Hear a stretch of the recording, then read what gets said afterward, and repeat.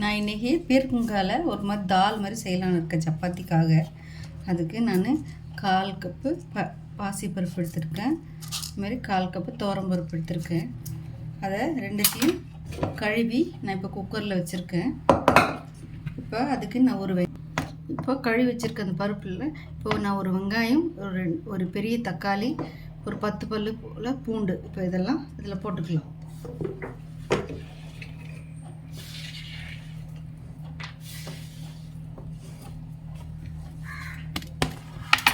அது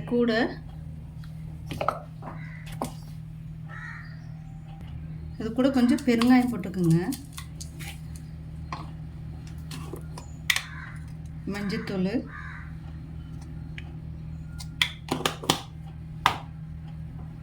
நான் ஒரு பெரிய பீர்க்கங்காவை பிஞ்சாக இருக்கிறத நான் அப்படியே அந்த உள்ள இருக்கிற விதையோடு கட் பண்ணி வச்சுருக்கேன்.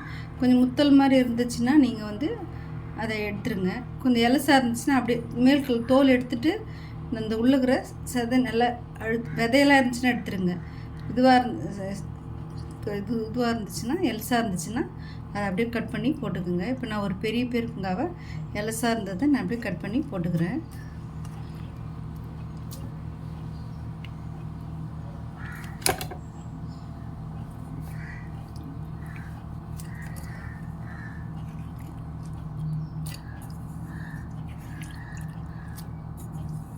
இதில் நீங்கள் பச்சை மிளகா கட் பண்ணி கூட போட்டுக்கலாம். நான் மிளகாத்தூள்லாம் வச்சு நான் அப்படியே காரமாக செய்யலான்னு இருக்கேன். நீங்கள் அது வேண்டான்னா வெறும் பச்சை மிளகா மட்டும் பொடியை கட் பண்ணி போட்டுட்டு உப்பு போட்டு வேக வச்சு தாளிச்சிக்கலாம்.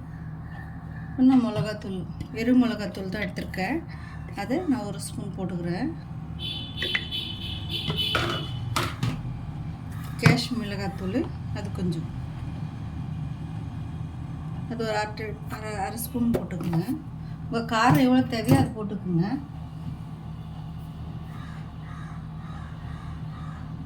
அதுக்கு தேவையான அளவு உப்பு.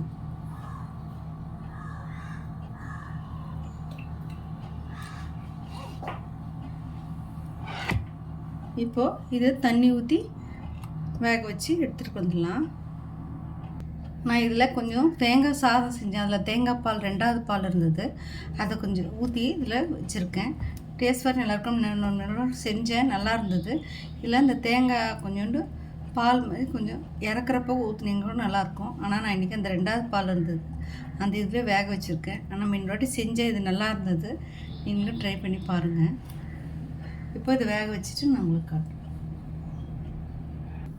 இப்போது இதை நான் ஒரு 2 விசில் வச்சு இறக்கி ஆஃப் பண்ணிவிட்டு உங்களுக்கு செஞ்சு காட்டுறேன். A few minutes later. பாருங்கள் ஃப்ரெண்ட்ஸ், நான் வேக வச்சு எடுத்துகிட்டு வந்துட்டேன் 2 விசில். இது சப்பாத்திலாம் நல்லாயிருக்கும், அப்புறம் தோசைக்கும் நல்லாயிருக்கும். இதை நான் இன்றைக்கி சப்பாத்தி தான் இது பண்ணியிருக்கேன். இப்போது ஒரு கடாயை காய வச்சுருக்கேன்.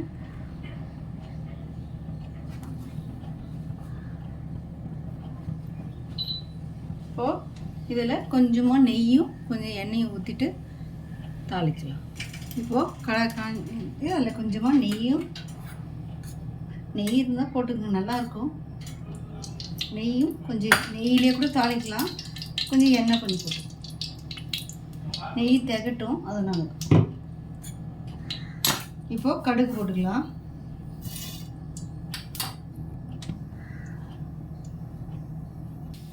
இப்போ கடுகு பொரிஞ்சிச்சு, கொஞ்சம் சீரகம் போட்டுக்கலாம்.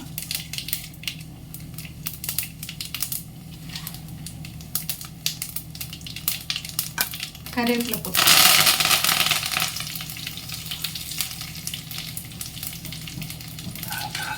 இப்போது நம்ம வேக வச்சுருந்ததை இதில் ஊற்றிடலாம்.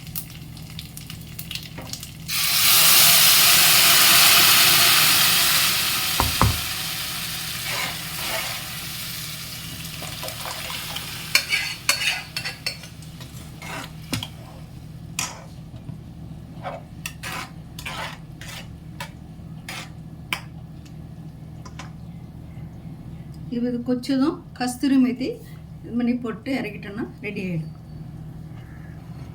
உங்கள்கிட்ட கஸ்தூரி மேத்தி இல்லைன்னா வெந்தயத்தூள் இருந்தால் போட்டுக்கோங்க. வறுத்ததை வெந்தயத்தூள் போட்டுக்கோங்க. இப்போ என்கிட்ட கஸ்தூரி மேத்தி இருக்குது, அது இப்படி கசக்கிட்டு போட்டுடுவேன்.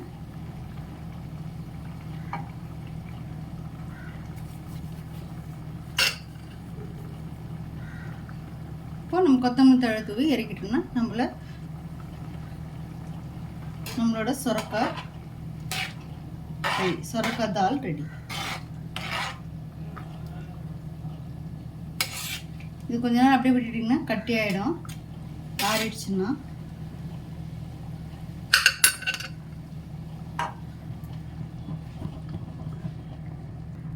இறக்குறப்போ அந்த வெந்தயத்தூள் போட்டுட்டு கொத்தமல்லி தழை தூவி இறக்கிட்டிங்கன்னா ஆயிடுச்சு. அவ்வளோதான், நம்ம ரெடி. பெருக்கங்காய் தால் ரெடி. இது சப்பாத்தியோட சர்வ் பண்ணணும். சப்பாத்திக்கு தோசைக்கும் நல்லாயிருக்கும். ட்ரை பண்ணி பாருங்கள். எப்படி இருக்குன்ட்டு எனக்கு கமெண்ட் பாக்ஸில் கமெண்ட் பண்ணுங்கள் ஃப்ரெண்ட். உங்களோட சப்போர்ட் எனக்கு வேணும். நீங்கள் கொஞ்சம் எனக்கு ட்ரை பண்ணுங்கள். நான் ஒரு வாட்டி நான் செஞ்சு பார்த்து நல்லா இருந்துச்சுன்னா தான் நான் ரெண்டாவது உங்களுக்கு செஞ்சு காட்டுறது.